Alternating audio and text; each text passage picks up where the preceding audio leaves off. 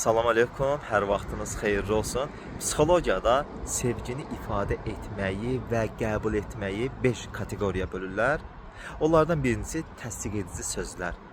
Yəni dəyər və sevgini ifadə edən sözlər, təşəkkür etmək məsələn. İkinci, keyfiyyətli zaman keçirmək, bir yerdə vaxt keçirmək. Bir yerdə oturmaq, söhbət etmək. Üçüncü, hədiyyələr etmək. Dördüncü, xidməti fəaliyyət. Yəni onun işinlə bağlı bir yerdə ona yardımçı etmək və 5-ci fiziki təmas, əllə, qucaqlamaqla və s.